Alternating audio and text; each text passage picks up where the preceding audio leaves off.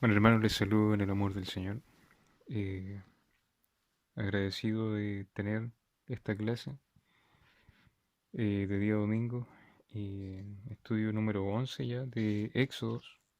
Éxodo. Esta clase se titula Dios instruye sobre cómo adorarlo. El contexto de lo que tenemos que estudiar se encuentra en Éxodo 25, versículo 1, hasta el capítulo 31, versículo 18. Vamos a ver una serie de capítulos que tienen relación a eh, cómo debemos o cómo el pueblo de Israel, ¿no es cierto?, tiene que adorar a Dios, y también de paso nos deja la instrucción de cómo nosotros también debemos eh, adorar a nuestro Dios, ¿no es cierto?, como aplicación también del estudio. Eh, Entendemos de que como punto principal, ¿no?, lo que Dios nos quiere mostrar en estos pasajes es que Dios, ¿no es cierto?, nos da instrucciones de cómo debemos eh, adorarlo a Él, y que no es como nosotros queremos, o que no es la forma en la que nosotros pensamos. No es algo que nosotros nos ingeniamos o que creemos forma, ¿no es cierto?, de poder adorarlo, sino que Dios nos da instrucciones a través de su palabra de cómo hacerlo. Si bien acá al pueblo de Israel le da instrucciones específicas, nosotros de acá también de su palabra podemos llevarlo también a nuestros días. Es lo que vamos a hacer al final de la clase. Vamos a hacer, ¿no es cierto?, una comparación. Em, bueno, para entrar a contexto, ¿no es cierto?, les voy a pedir que hablen sus Biblias en Éxodo 25, y vamos a leer de el versículo 1 hasta el versículo 9. Dice así: ofrendas para el tabernáculo. Dice: el Señor le dijo a Moisés, dile al pueblo de Israel que me traiga sus ofrendas sagradas. Acepta las contribuciones de todos los que tengan el corazón dispuesto a ofrendar. La siguiente es una lista de las ofrendas sagradas que podrás aceptar de ellos: oro, plata y bronce, hilo azul, púrpura y escarlata, lino fino y pelo de cabra para tela, pieles de carnero curtidas y cuero de cabra de la mejor calidad, madera de acacia, aceite de oliva para las lámparas, especias para el aceite de la unción y para el incienso aromático, piedras de onice y otras piedras preciosas para incrustar en el efod y en el pectoral del sacerdote.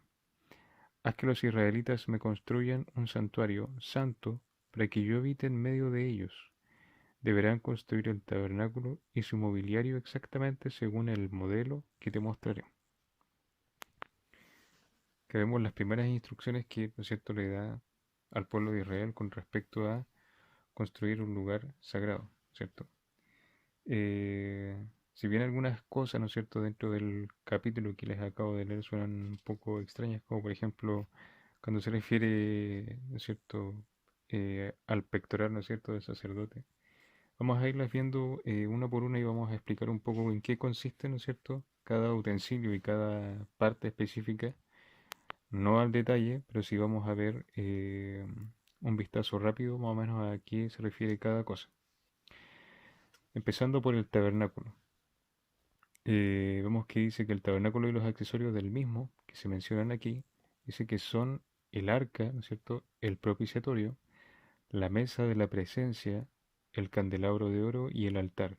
Dice el arca, conocida también como el arca del testimonio o arca del pacto, dice que era una caja rectangular hecha de madera de acacia, recubierta de oro por dentro y por fuera.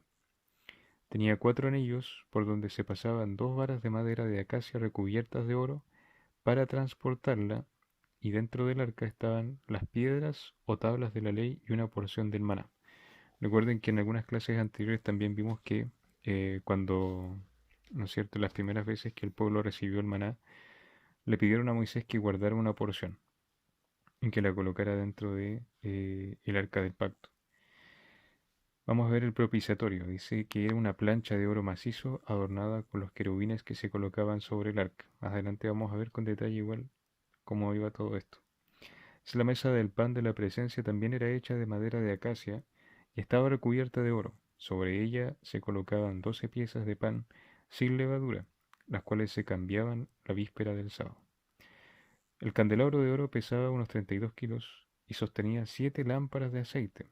De su tallo central se desprendían 6 brazos adornados de manera magistral.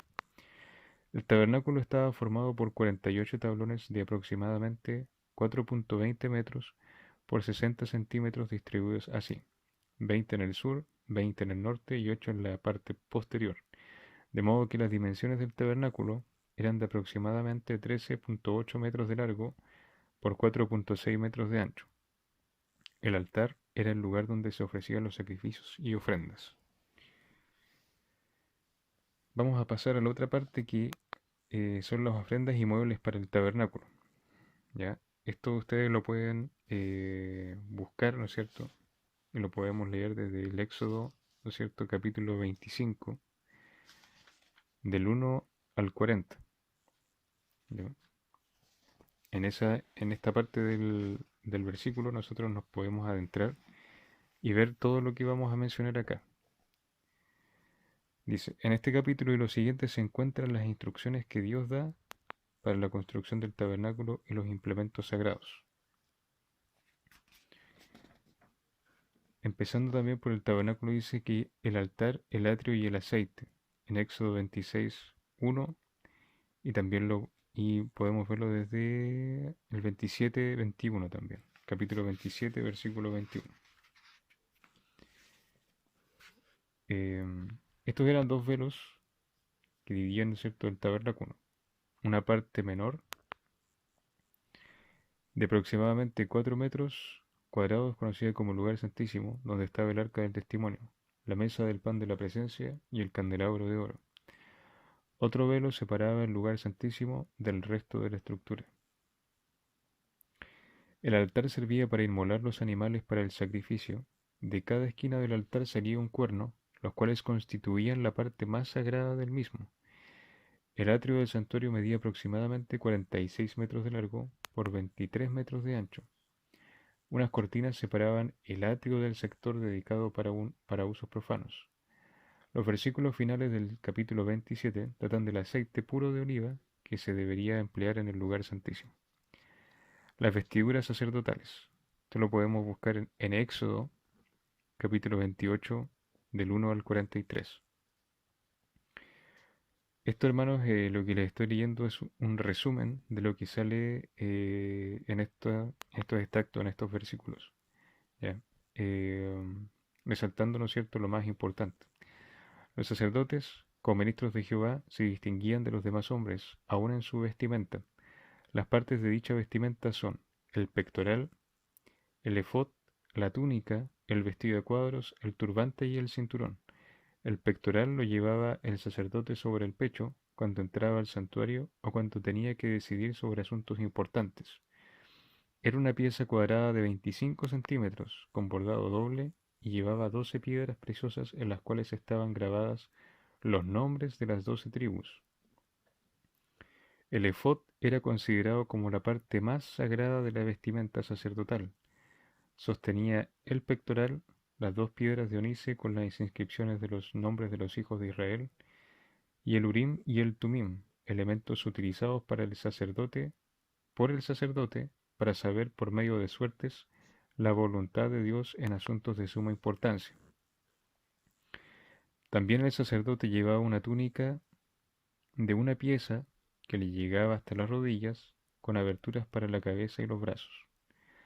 Además, dice, Aarón llevaría un turbante sobre el cual iría una lámina de oro con la inscripción consagrado a Jehová, la cual le recordaba su tremenda responsabilidad como sacerdote.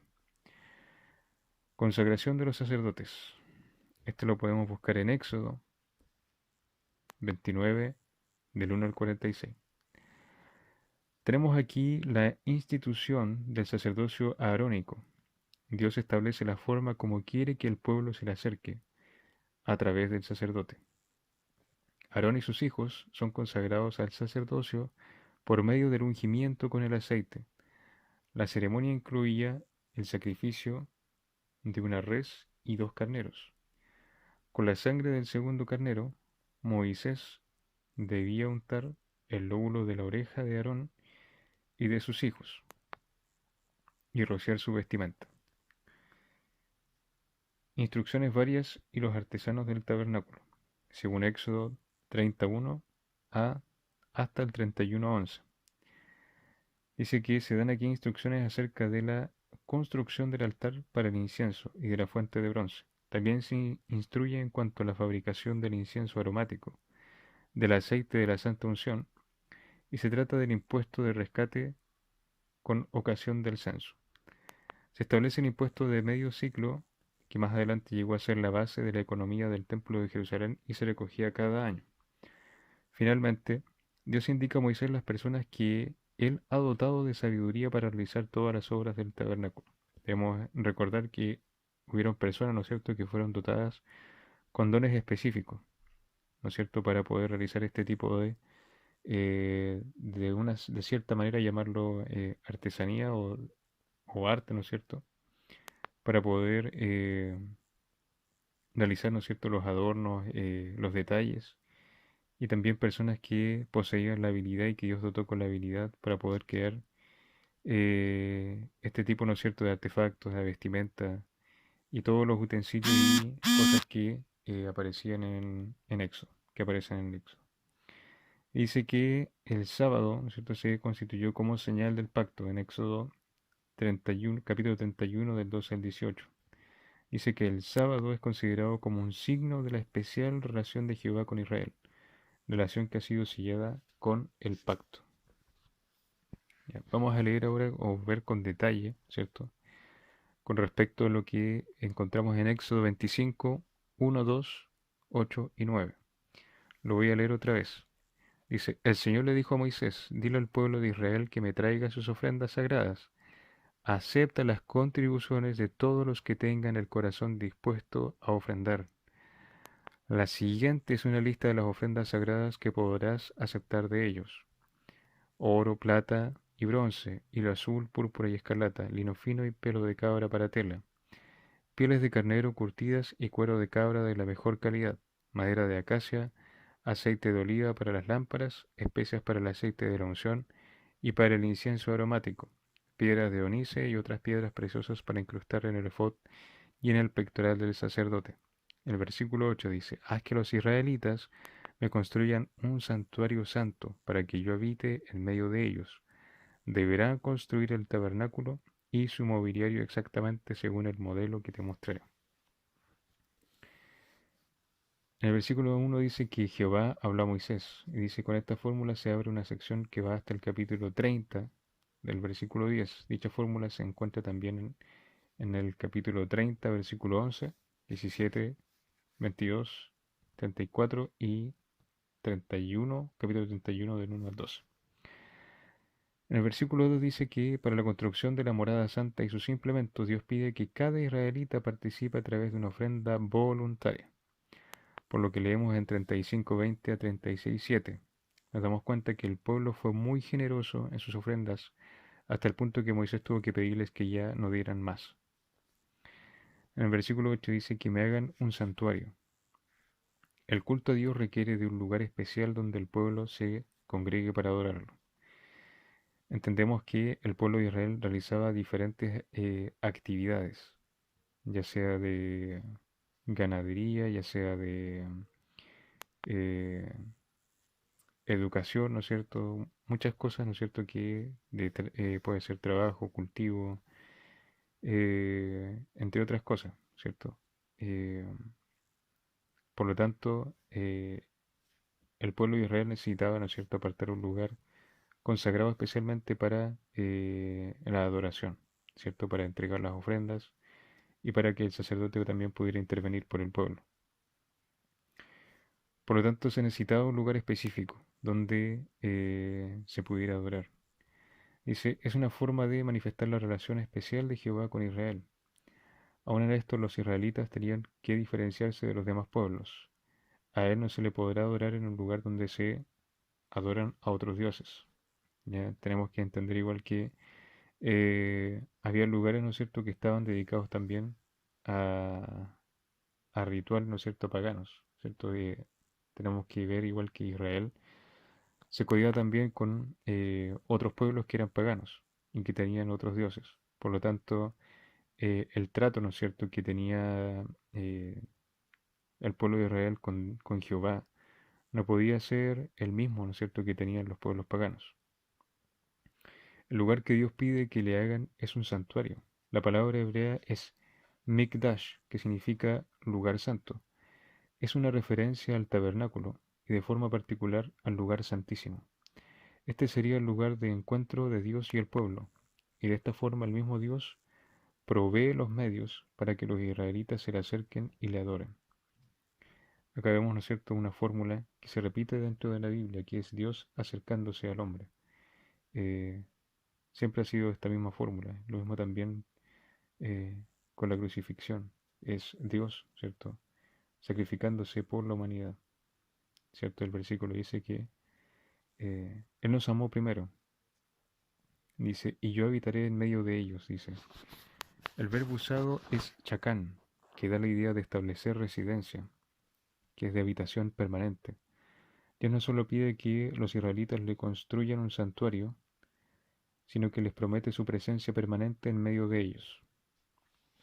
Ya entendemos de que el pueblo de Israel, ¿no es cierto?, no fue liberado, ¿no es cierto?, del pueblo egipcio solamente para abandonarlo, sino que es para establecer una relación. Ya entendemos que esa relación le permite al pueblo de Israel ser libre de forma genuina. En el versículo 9 vemos que dice que haréis el diseño del tabernáculo, conforme a todo lo que yo te mostraré. Aquí ya no se usa la palabra mikdash, sino que se ocupa la palabra mishkan para referirse al tabernáculo. Esta palabra viene de la misma raíz del verbo shakán, usado en el versículo 8. El significado de la palabra es morada. El tabernáculo y todos sus accesorios deben ser hechos conforme al plan de Dios. O sea, este tabernáculo y todo lo que las instrucciones que se le estaba dando al pueblo de Israel era para que Dios habitara, ¿no es cierto?, en medio de ellos, para poder tener una relación mucho más personal y genuina con el pueblo de Israel. Y vemos también, ¿no es cierto?, que Dios es el que toma el primer paso en esta cercanía al pueblo. Vamos a ir a Éxodo, ¿cierto? Versículo 19, perdón, Éxodo capítulo 25, versículo 19 hasta el 22. Dice, moldea los querubines a cada extremo de la tapa de la expiación, de modo que formen una sola pieza de oro con la tapa. Los querubines estarán frente a frente, mirando hacia la tapa de la expiación, con las alas extendidas por encima de la tapa para protegerla. Coloca dentro del arca las dos tablas de piedra grabadas con las condiciones del pacto que te entregaré, luego con la tapa de la expiación encima del arca. Allí me encontraré contigo, y te hablaré desde encima de la tapa de la expiación entre los querubines de oro, que están suspendidos sobre el arca del pacto. Desde allí te daré mis mandatos para el pueblo de Israel. Versículo 22. En el versículo 19 vemos que los dos querubines situados a cada extremo formaban una sola pieza con el propiciatorio. La palabra para propiciatorio es caporet, que significa cubrir, perdonar, expiar. El propiciatorio era una plancha de oro macizo que se colocó sobre el arca. Al tener en cuenta el ritual del día de expiación, se nota que el propiciatorio no era simplemente la tapa del arca. Según Levítico 16, el sumo sacerdote hacía aspersiones de sangre sobre el propiciatorio para la expiación del pecado de los hijos de Israel. Todo el conjunto, arca y propiciatorio, con los querubines constituía la morada de Jehová, desde la cual se manifestaba el pueblo. ¿Ya? O sea, eso es lo que vemos y lo que dice en Éxodo, ¿no es cierto? Capítulo 25, versículo 22. ¿Ya? Que dice, allí me encontraré contigo y te hablaré desde encima de la tapa de la expiación, entre los querubines de oro que están suspendidos sobre el arca del pacto. ¿Ya? Luego le dice que desde allí te daré mis mandamientos para el pueblo de Israel. También lo vemos, ¿no es cierto?, en Levítico 16:2. ¿Ya?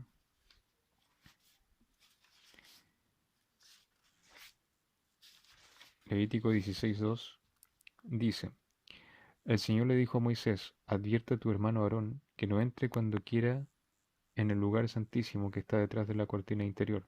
Si lo hace, morirá. Pues allí está la tapa del arca, el lugar de la expiación, y yo mismo estoy presente en la nube que está sobre la tapa de la expiación. ¿Ya? Esto lo vemos en Levítico capítulo 16, versículo 2. El versículo 20 dice, los querubines tenían sus alas extendidas de tal forma que cubrían el propiciatorio y sus caras, una frente a la otra, miraban hacia él mismo, posición que puede significar respeto y sumisión a Dios o vigilancia del trono de Jehová. Y entendemos de que ninguno de los dos querubines que están puestos ahí en el arca, o sea, en el propiciatorio, ¿no es cierto?, están mirando hacia arriba o mirando, ¿no es cierto?, la posición donde se encuentra Dios, ¿cierto?, sino que están mirándose uno frente al otro, ya como incapaces, ¿no es cierto?, de mirar a Dios. El versículo 21 dice, dentro del arca pondrás el testimonio que yo te daré, es decir, las dos tablas de la ley que Dios daría a Moisés y que servirían para regular el pacto. En el versículo 22, a través de una nube, Dios descendía sobre el propiciatorio y daba a conocer su voluntad para con su pueblo, ya que es lo que acabo de leer en el versículo 2 de capítulo 16 en Levítico.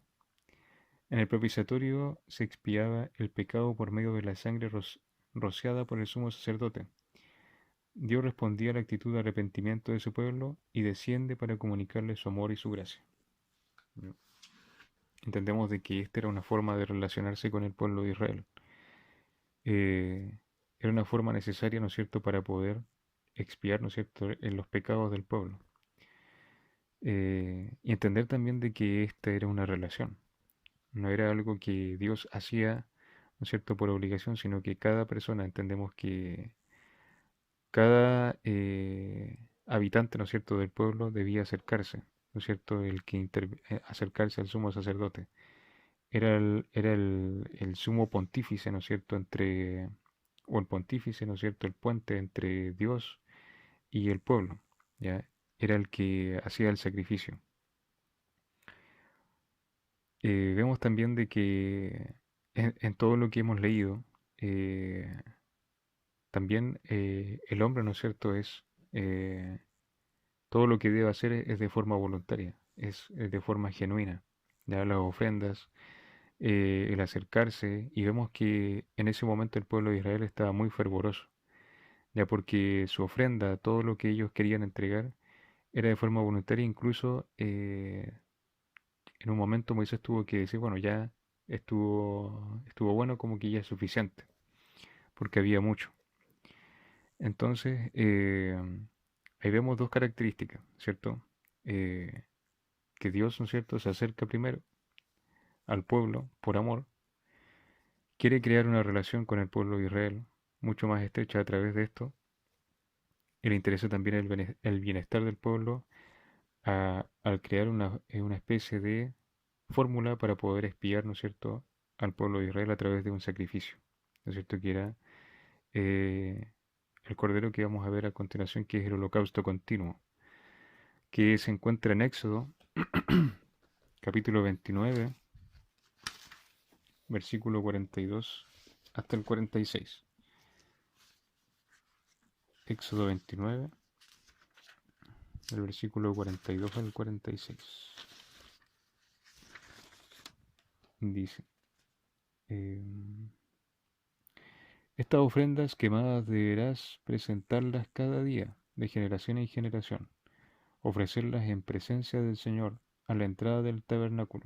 Allí me encontraré contigo y te hablaré. Me reuniré allí con el pueblo de Israel en el lugar que se hace sagrado por mi gloriosa presencia. Así es, consagraré el tabernáculo y el altar, y consagraré a Aarón y sus hijos para que me sirvan como sacerdotes. Entonces viviré en medio de los israelitas y seré su Dios. Y ellos sabrán que yo soy el Señor su Dios. Yo soy quien los sacó de la tierra de Egipto para vivir entre ellos. Yo soy el Señor su Dios. En el versículo 42 dice que la práctica del holocausto es un estatuto para ser observado por el pueblo de Israel siempre y por todas las generaciones. Se refiere a las instrucciones dadas en los versículos 38 al 41. Cada día había que ofrecer 2 corderos, uno al amanecer y el otro al atardecer. Al sacrificio de cada uno de los corderos se le añadía la 10ª parte de una efa, 22 litros, de harina fina, la 4ª parte de un hin, que son 3,7 litros de aceite puro de oliva, y la 4ª parte de un hin de vino. ¿Ya? Dice, el holocausto era el sacrificio más solemne en el culto israelita. La característica fundamental del holocausto era que la víctima se quemaba completamente. De ahí que también se le conocía como el sacrificio completo o ofrenda del todo quemada. En hebreo la palabra es olaj, la cual viene de la raíz verbal alaj, significa subir, ascender, crecer, elevarse. Así entonces el holocausto es el sacrificio cuyo humo sube hasta Dios. La víctima para el holocausto debía ser un animal macho, o una tórtola o paloma, sin ningún defecto. El que daba la ofrenda debía estar purificado y colocar su mano sobre la cabeza de la víctima para indicar que el sacrificio se hacía en su nombre y a su favor. Luego degollaba el animal y el sacerdote recogía la sangre y la derramaba alrededor del altar. Si la víctima era un ave, el dador de la ofrenda no la degollaba, sino que se le entregaba al sacerdote, quien realizaba el rito directamente sobre el altar. Este sacrificio se hacía a la entrada del tabernáculo, conocido también como el tabernáculo de reunión, pues allí se daba el encuentro de Jehová con su pueblo. En el versículo 43 dice, y el lugar será santificado por mi gloria.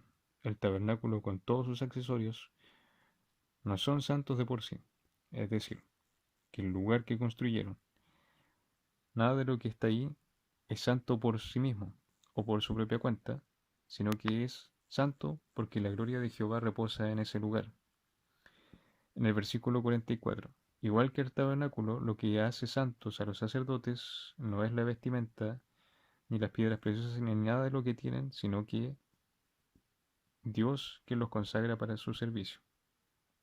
¿Ya? O sea, todo lo que está santo ahí, lo que es santificado es porque Dios está presente en ese lugar.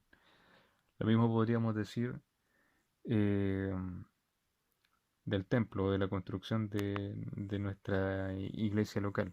¿Ya? Eh,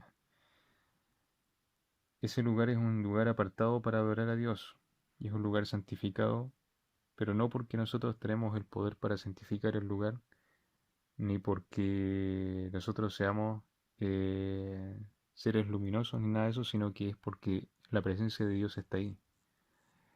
Eh, y en ese lugar, ¿no es cierto?, nos reunimos con nuestro Señor. En el versículo 45 dice, yo habitaré en medio de los hijos de Israel. Es la reiteración de la promesa hecha en el capítulo 25, versículo 8. Y seré su Dios, es la gran bendición para Israel. El Dios eterno y único lo escogió como su especial tesoro. Es decir, el Señor creador del universo, ¿no es cierto?, con el poder que proviene desde la eternidad, ¿no es cierto?, y que es alfa y omega, y que no tiene a veces comprensión humana, escoge, ¿no es cierto?, a un pueblo, y Él decide ser el Dios del pueblo de Israel, ¿ya? Entonces dice que es un gran privilegio el que conlleva una gran demanda, ¿no es cierto?, que es serle fiel. ¿No es cierto? Si bien Dios nos entrega, ¿no es cierto?, su palabra, nos entrega también instrucciones, Él también demanda una respuesta de parte nuestra, y también en ese momento de parte del pueblo de Israel. En el versículo 46 dice, conocerán que yo soy Jehová su Dios, que los saqué de la tierra de Egipto. El éxodo no tendría sentido, ¿cierto?, si Dios hubiera sacado a Israel de la esclavitud, para luego, ¿no es cierto?, dejarlo botado o abandonarlo. ¿Ya? Eh, La presencia de Dios en medio del pueblo de Israel les garantiza la libertad genuina, ¿ya? Es decir, que el pueblo, al seguir estas instrucciones, al seguir los mandamientos que se le estaban entregando, al seguir la guía de Dios, iban a poder encontrar o iban a caminar en libertad, ¿ya? Una libertad verdadera, ¿no es cierto? Entonces también es la mejor evidencia también de sus credenciales para ser su único Dios. Eh, Entender también el testimonio que tenía que entregar el pueblo de Israel a los otros pueblos, ¿no es cierto?, paganos que habitaban alrededor. Esta era una excelente forma. Y también eh, entender que en todas las instrucciones, ¿no es cierto?, que da el Señor a su pueblo, que da Jehová al pueblo de Israel, en ninguna, ¿no es cierto?, manda a hacer una imagen de su propia apariencia, en ninguna parte manda a hacer imagen de sí mismo, sino que en todas, ¿no es cierto?, lo que Él pide es crear, ¿no es cierto?, una morada, ¿no es cierto?, para habitar en medio de ellos. A diferencia de los pueblos paganos que, ¿no es cierto?, ellos construían imágenes, ¿cierto?, de sus dioses. Eh, Aplicaciones para este estudio. Eh, hay que entender que, ¿no es cierto?, que el servicio a Dios requiere de consagración total a Él por parte de quien le sirve, ¿ya? Eh, Entender de que acá, ¿no es cierto?, hay un sacerdote, ¿no es cierto?, que interviene, ¿no es cierto?, por, interviene por el pueblo. La aplicación que tenemos para nuestra vida es que nosotros en este caso somos sacerdotes, ¿cierto? Que debemos estar completamente consagrados a Dios. Es lo que tenía Aarón, ¿no es cierto?, en el borde, ¿no es cierto?, de su manto, de su, ¿no es cierto?, como de su, tenía un cinto dorado que decía consagrado a Dios. Eh, Sería muy hermoso tener ese borde o ese cinto dorado hoy en día y que la gente pudiera entender o saber que nosotros estamos consagrados a Dios. Ser quizá un puente, ¿no es cierto?, para las personas hoy en día, las personas en necesidad. Eh, entonces, de cierta manera, ¿no es cierto?, debemos honrar a Dios, ¿no es cierto?, en nuestro servicio, no solamente dentro de la iglesia, sino que también afuera.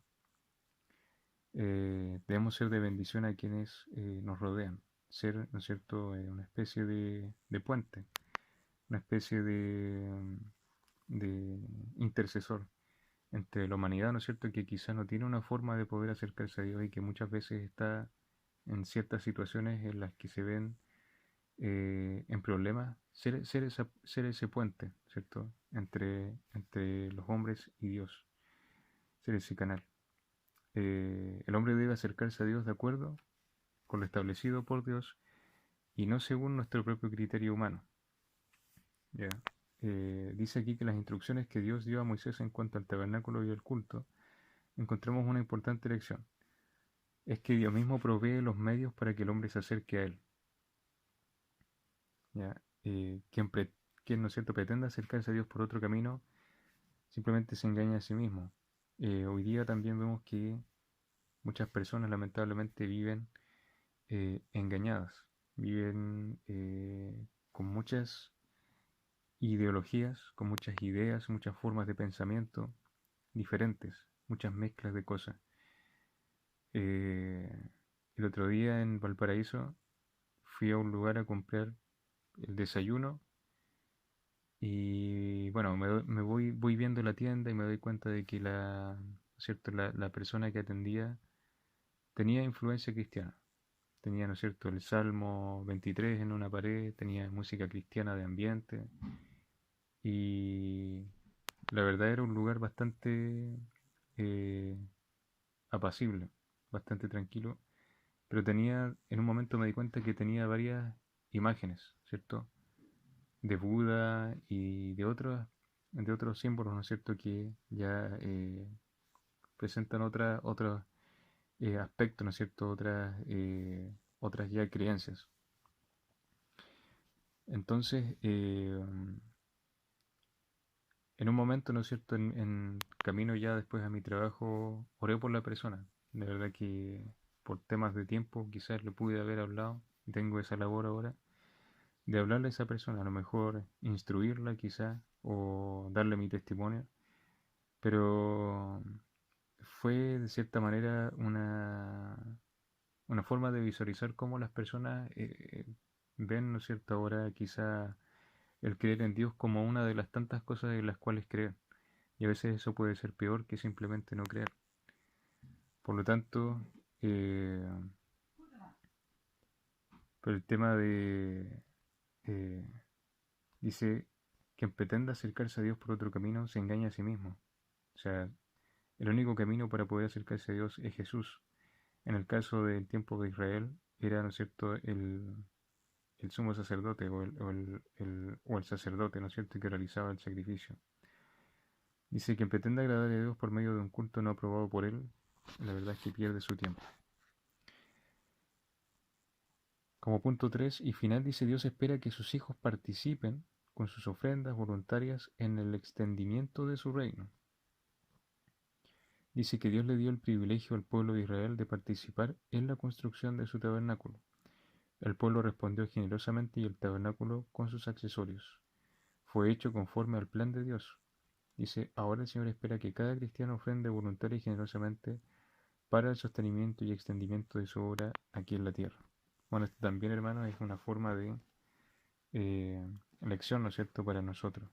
Eh, no solamente en nuestra ofrenda o diezmos dentro de la iglesia para el sostenimiento de la obra, ¿cierto? Hablando como iglesia local, sino que también